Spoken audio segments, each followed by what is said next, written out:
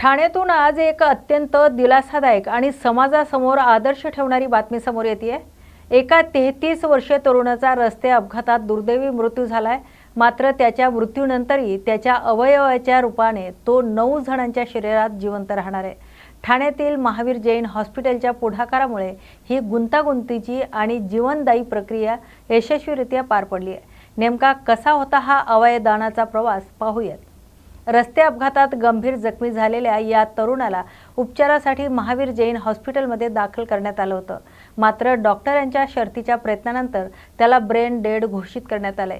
अशा दुःखाच्या प्रसंगी तरुणाच्या कुटुंबियांनी सामाजिक भान जपत अवयवदानाचा मोठा निर्णय घेतलाय। संचालक डॉक्टर रणवीर कोष्टी यांच्या मार्गदर्शनाखाली 40 डॉक्टरांच्या पथकाने हृदय, यकृत, मूत्रपिंड आणि डोळ्यासह विविध अवयव संकलित केले। विशेष म्हणजे यकृताचे 2 भाग करून 2 वेगवेगळ्या रुग्णांना जीवनदान देण्यात आले, ज्यामध्ये एका 9 वर्षाच्या मुलाचाही समावेश आहे। हे सर्व अवयव ग्रीन कॉरिडॉरच्या माध्यमातून मुंबईतील केम, अपोलो आणि नानावटी यासारख्या नामांकित रुग्णालयामध्ये तातडीने पाठवण्यात आले। हॉस्पिटलचे विश्वस्त अजय आशर यांनी या कार्याचं कौतुक करत अवयवदान ही एक सामाजिक चळवळ बनायला हवी असं आवाहन केलंय। या एका निर्णयामुळे 9 कुटुंबांमध्ये पुन्हा आनंदाचं वातावरण निर्माण झालंय।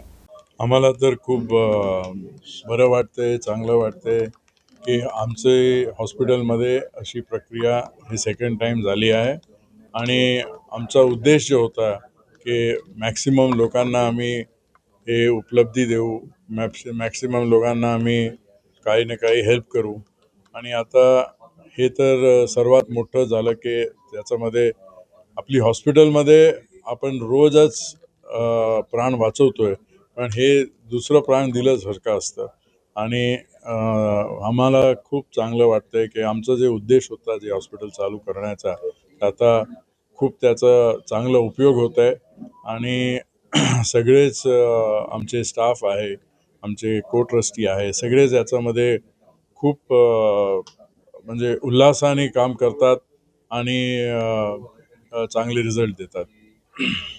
सर, अवयवदान हे कितपत महत्त्वाचं आहे, खूपच महत्त्वाचं आहे। आता जसे डॉक्टर रणवीर म्हणाले तसे वेटिंग लिस्ट खूपच मोठा आहे। More than 60,000 want kidneys, almost 25-30,000 want liver आणि हार्ट ट्रान्सप्लांट वगैरे सगळ्याची खूपच गरज आहे आणि आपण जेवढी हे लोकांना कळवणार की organ donation is the most important donation. Life असली तेव्हा तर मनुष्य कामात असतो, पण after life also he can really donate, which is a very big thing and people should understand this and come out with more and more for donations. आम्हाला सर्वात जे अवघड जाते ते जाते जेव्हा कोणी पेशंट ब्रेन डेड झाला असेल तर त्यांचे नातेवाईकांना आम्हाला समजवायला की हे एवढं इम्पॉर्टंट आहे, हे याच्यासाठी आमचा जास्तीत जास्त वेळ जातो। जर लोकांना हे समजलं की त्यांनी स्वतः पुढे यायचं आणि असं झालं आहे तर ब्रेन डेड झाले आहे तर स्वतःने पुढे येऊन डोनेशन केलं तर आपण एवढे लोकांचे जीव वाचवू शकतो। सर, आपल्या महावीर हॉस्पिटलमध्ये काही सिरियस पेशंट जेव्हा येतात त्यांच्याकडे असं फॉर्म भरून घेतात का?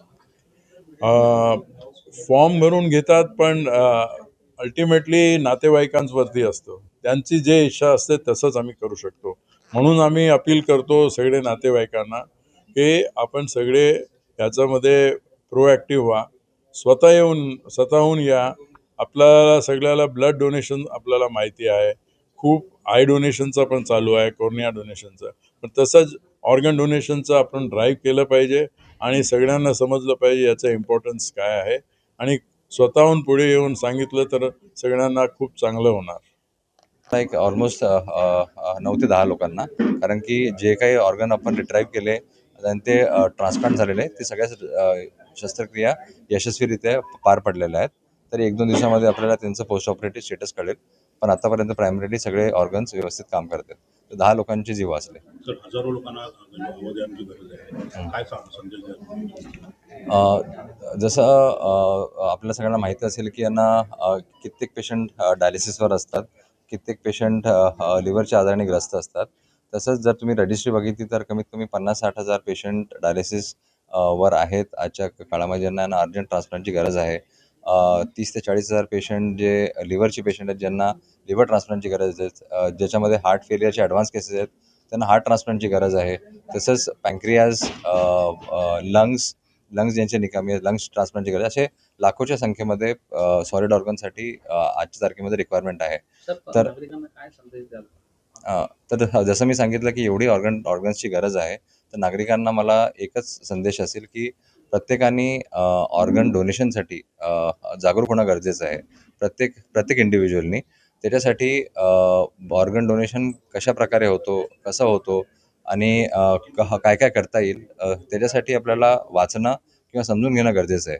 एखाद्याचं कोणाचं जर ब्रेन निकामी झालं तर प्रत्येक रुग्णाच्या नातेवाईकांनी समोर येऊन समजून ऑर्गन डोनेशनसाठी स्वीकृती देणं गरजेचं आहे. त्याच्यासाठी जे कोणते आपले रिलिजियस लीडर्स आहेत किंवा प्रत्येक कम्युनिटीचे लीडर्स आहेत, नेता आहेत, त्यांनी आणि बाकीचे डॉक्टर्स कम्युनिटी आहे, त्यांनी सगळ्यांनी असे ड्राईव्स ऑर्गन डोनेशनसाठी अवेअरनेससाठी ड्राईव्ह चालवायला पाहिजे आणि जास्तीत जास्त लोकांना अवेअर करायला पाहिजे ऑर्गन डोनेशनच्या महत्त्वाबद्दल आणि ऑर्गन डोनेशनच्या इम्पॉर्टन्सबद्दल.